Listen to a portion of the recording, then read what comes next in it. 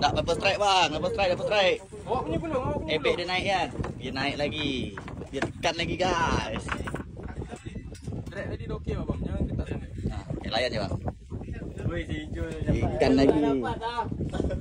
Ikan lagi. Kita meeting beramai-ramai.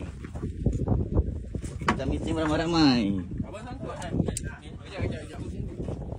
Bang, layan je bang. Banyak tadi. Tak apa, saya bagi laluan bang untuk awak. Paling pun kena ni. Tengok. Baru naik. Naik lagi. Apa tat? Mantap. Bukan boncos eh? Tak boncos. Tak boncos. Tengah layan lagi. Sangkut tali aku. Sekejap bang Mantap bang, layan je bang.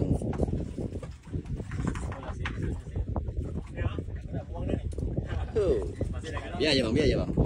Dia tekan biar je bang, tekan. Dia nak pergi biar dia pergi. Dia pergi, biar je dia pergi. Tali kau pun kena ni. Apa kena ni, semua kena.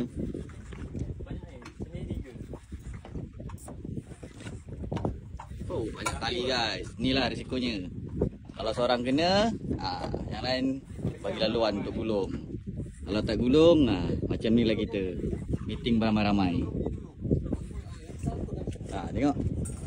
Risiko dia macam ni geng. Kalau seorang dapat, yang lain tak bagi kerjasama, memang kita meeting beramai-ramai. Ebek lagi ke? Mantap. Rezeki.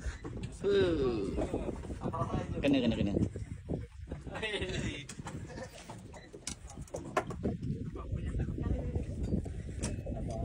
Ni kena ni. Baik bang, sabar bang. Lepas tu saya suruh gulung bang. Kalau seorang kena, mesti kena. Layan je bang. Dia berat sebab batu semua kena bang. Dah nampak dah. Mona Lisa guys. Tengok terbelit dia semua. Agak modal. Tapi meeting beramai-ramai kita guys. Meeting beramai-ramai. Itu dah. Itu dia. Tot, kata-kata hari ni Tot. Kata-kata hari ni, hidup mesti diteruskan. Jangan sesekali mengalah. Mantap.